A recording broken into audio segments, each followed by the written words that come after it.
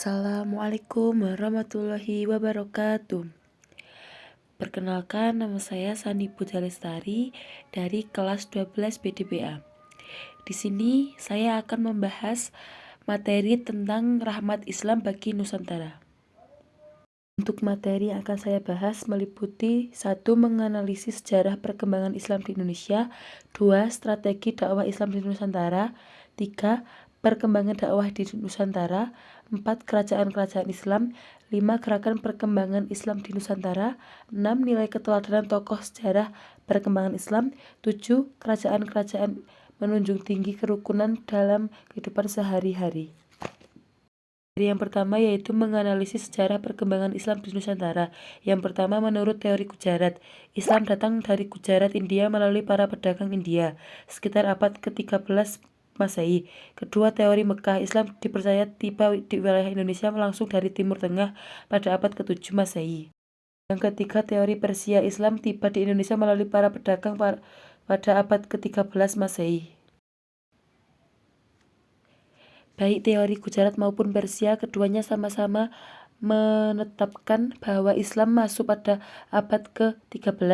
Secara ilmiah, teori Mekah yang menyatakan Islam masuk ke Nusantara lebih awal.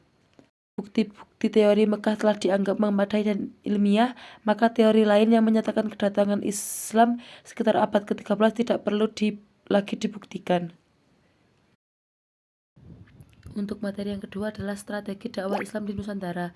Dari kajian di atas dan berbagai literatur, setidaknya terdapat beberapa kegiatan yang dipergunakan sebagai kendaraan ataupun sarana dalam penyebaran Islam di Indonesia. Di antaranya adalah perdagangan, perkawinan, pendidikan, kesenian, dan tasawuf. Berikut uraian singkat mengenai hal tersebut. Yang pertama adalah perdagangan. Hubungan perdagangan ini dimanfaatkan oleh para pedagang muslim sebagai sarana atau media dakwah.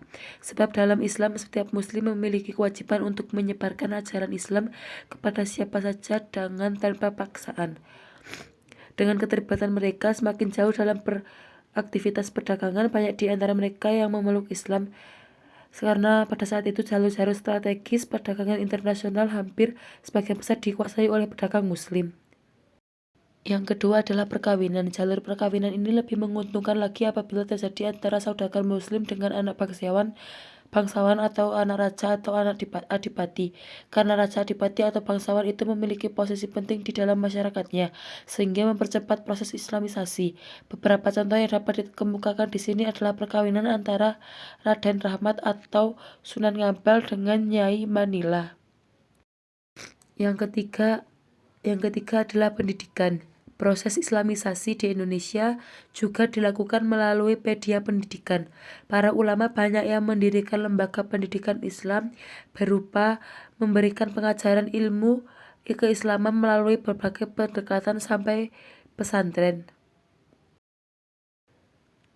Yang keempat adalah tasawuf. Jalur lain yang juga tidak kalah pentingnya dalam proses islamisasi di Indonesia adalah tasawuf. Salah satu sifat khas dari ajaran ini adalah akomodasi terhadap budaya lokal, sehingga menyebabkan banyak masyarakat Indonesia yang tertarik menerima ajaran tersebut. Yang kelima adalah kesenian. Saluran islamisasi melalui kesenian yang paling terkenal adalah melalui pertunjukan wayang yang dilakukan oleh Sunan Kalijaga. Selain itu juga ada seni musik, seni bangunan, seni bahat, ataupun seni lain yang dapat dibuktikan dengan bangunan Masjid Agung Demak, Sendang Dhuwur, Agung Kasepuhan, Cirebon, Masjid Agung Banten, dan lain sebagainya. Untuk materi selanjutnya adalah perkembangan dakwah Islam di Nusantara. Yang pertama, perkembangan dakwah di Sumatera. Perkembangan agama Islam ini bermula di Pasai Aceh Utara. Orang yang menyebarkan Islam di daerah ini adalah Abdullah Arif. Yang kedua adalah perkembangan di Kalimantan, Maluku, dan Papua. Pembawa agama Islam di daerah ini adalah Panembahan Giri Kusuma. Selanjutnya perkembangan dakwah di Nusantara. Di daerah ini yang pertama kali membawa ataupun menyebarkan agama Islam adalah para mubalik dari Bugis, Sulawesi Selatan. Yang selanjutnya perkembangan Islam di Pulau Jawa. Agama Islam di Pulau Jawa kira-kira pada abad 11 Masehi. Penyebaran di Pulau Jawa dilakukan oleh Wali Songo. Kemudian murid-murid Wali Songo turut pula menyiarkan agama Islam. Selanjutnya kerajaan-kerajaan Islam. Berikut adalah uraian singkat beberapa agama Islam yang terkenal di Nusantara. 1. Samudra Pasai. Samudra Pasai adalah kerajaan Islam pertama di Indonesia. Kedua, Kerajaan Aceh. Kerajaan Aceh didirikan oleh Sultan Ibrahim. Masa keemasannya yaitu oleh Sultan Iskandar Thani. Sultan Iskandar Muda digantikan oleh menantunya yaitu Iskandar Ibrahim. Yang ketiga adalah Demak. Kesultanan Demak didirikan oleh seorang adipati yang bernama Raden Patah. Setelah Raden Patah meninggal, ia digantikan oleh Pati Unus. Selanjutnya Raden Unus digantikan oleh Trenggana. Setelah Sultan Trenggana meninggal, terjadi pertikaian antara Pangeran Sekarada ing Lapen lalu digantikan oleh Arya Penangsang. Selanjutnya adalah Pajang. Pendiri Kesultanan Pajang adalah Adiwijaya. Setelah Sultan Adiwijaya meninggal, seharusnya Pangeran Benawa yang menduduki tahta Pajang. Tindakan Arya Pangiri menimbulkan upaya perlawanan. Hal ini kemudian dimanfaatkan oleh Pangeran Benawa untuk merebut kembali tahta tetapi ia disingkirkan oleh Arya Pangiri. Setelah banyak pertikaian, selanjutnya Sutawijaya memindahkan Pajang ke Mataram sehingga berakhirlah kekuasaan Pajang. Selanjutnya Mataram Islam. Kerajaan Mataram Islam merupakan hadiah dari Adiwijaya kepada Ki Ageng Pamanahan karena ia telah berjasa membantu Adiwijaya menaklukkan Arya Penangsang. Selanjutnya adalah Cirebon. Kesultanan Cirebon didirikan oleh Syarif Hidayatullah atau Sunan Gunung Jati. Dengan bantuan Fathahillah, Kesultanan Cirebon dapat meluaskan kekuasaannya meliputi Jayakarta dan Pajajaran. Kemenangan Fathahillah membuat Sunan Gunung Jati tertarik dan menjodohkan Fathahillah dengan Ratu Wulung Ayu. Ketika Sunan Gunung Jati menua, Kesultanan Cirebon diserahkan kepada putranya Pangeran Muhammad Arifin dengan gelar Pangeran Pasarean. Selanjutnya adalah Banten. Daerah Banten diislamkan oleh Sunan Gunung Jati. Pemerintahan dipegang oleh Sultan Maulana Hasanuddin. Setelah Sultan Hasanuddin meninggal, ia digantikan oleh putranya Maulana Yusuf. Kesultanan Banten mencapai masa keemasan pada masa Kesultanan Ageng Tirtayasa. Selanjutnya adalah Makassar. Pada abad ke-16 di Sulawesi Selatan terdapat dua kerajaan yaitu Goa Talo. Kedua kerajaan itu bersatu dengan nama Goa Talo. Makassar dengan ibu kota di Sombaompu dan dikenal sebagai kerajaan Islam pertama di Sulawesi. Kerajaan selanjutnya adalah Ternate dan Tidore.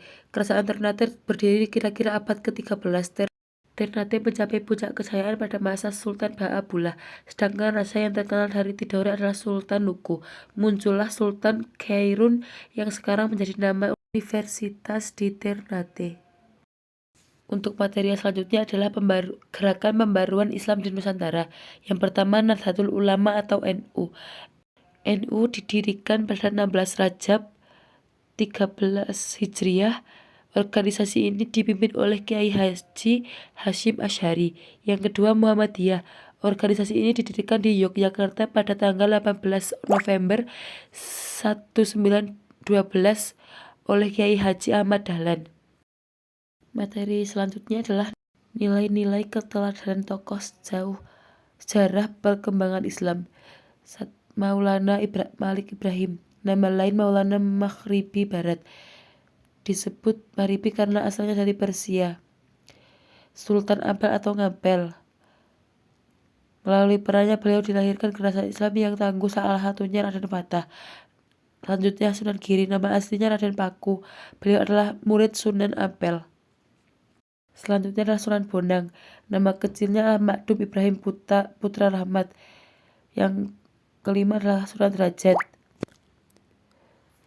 Yang keenam Sunan Kalijaga.